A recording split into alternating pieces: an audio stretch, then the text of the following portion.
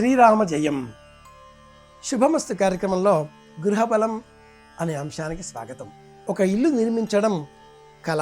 గృహబలం కారణం చేత మన జాతకంలో ఉండే గ్రహబలం హెచ్చు తగ్గులు సర్దుబాటుకు గురి కాగా సంపదలు, ఆరోగ్యాలు, ఆనందాలు గృహబలం కారణంగా మనకు లభిస్తాయి.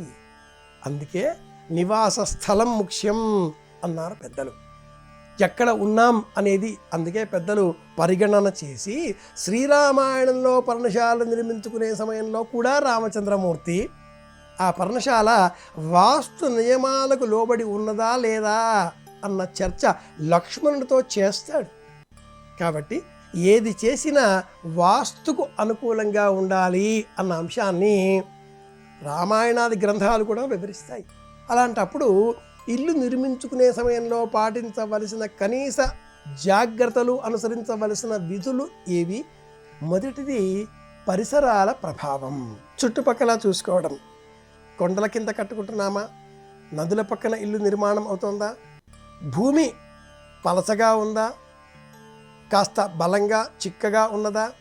దిగువన రాళ్ళు అలా ఉన్నాయా? పెద్ద కొండ ప్రాంతంగా ఉన్న చోట ఇల్లు నిర్మాణం చేసుకుంటున్నామా? ఇంటికి చుట్టుపక్కల ఎదరగా పెద్ద మహావృక్షాలు ఉన్నాయా? చిక్కని అడవి దగ్గరలో ఉందా? ఇలాంటివన్నీ కూడా పరిసరాల ప్రభావం అంటారు. రెండవది నిర్మాణ స్థలం యొక్క భౌతిక స్థితి. అంటే తూర్పు పల్లంగా ఉంది, ఈశాన్యం కూడా పల్లంగా ఉంది, ఉత్తరం కూడా పల్లంగా ఉంది. ఇది నిర్మాణానికి అనువైనటువంటిది అని చెప్తారు.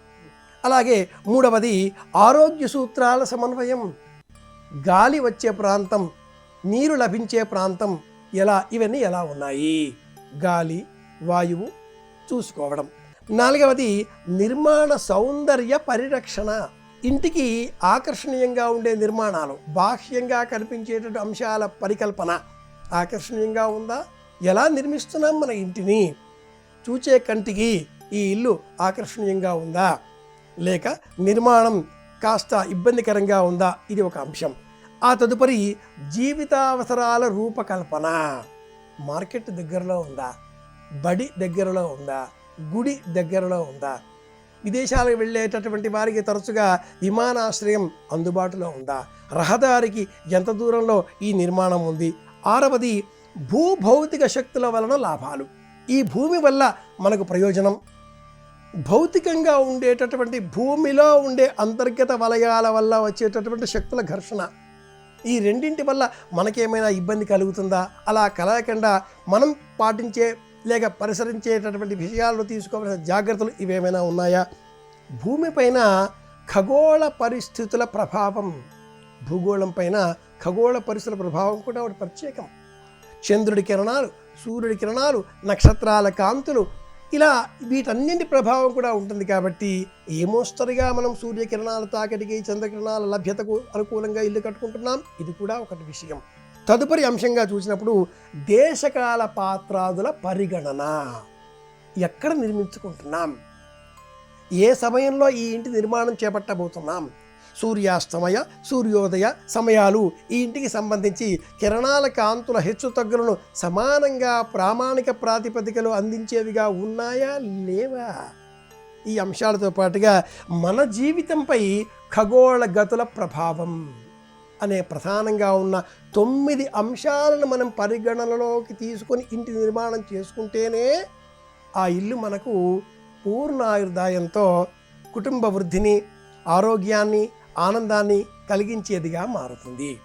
ఖగోళ గతుల ప్రభావం కూడా మానవ జీవనంపై ఎక్కువ. మనం ఏ పని చేసినా కూడా ఆ సమయానికి సంబంధించి గ్రహాల గతులు, నక్షత్రాల కాంతుల లభ్యత, సూర్య చంద్రాదుల గమనాలు వీటన్నిటినీ చూచి యత్పుణ్యం నక్షత్రం తద్భట్కుర్వ్యూతోపవ్యుషం యదా వై సూర్య ఉదేతి, ఇలా మనం ఇంటిని చూచే సమయంలో మనకి సంబంధించిన జాతక బలాన్ని కూడా చూసుకుంటూ ఉంటాం.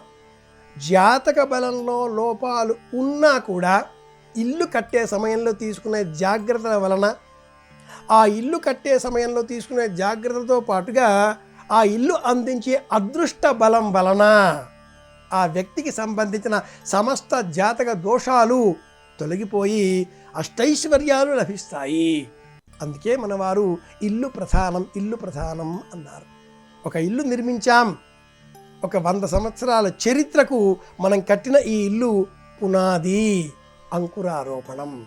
ఆ ఇంటిలో వివాహాలు, శుభకార్యాలు, అలాగే బారసాలలు, ఇంకా ఇండ్లు నిర్మించాలి అనేటటువంటి సంకల్పాలు పరంపరగా పెరిగిపోవాలి అంటే ఇల్లు నిర్మించకంటే పూర్వం స్వీకరించవలసిన, పాటించవలసిన, అనుసరించవలసిన ప్రధాన నియమాలు 9.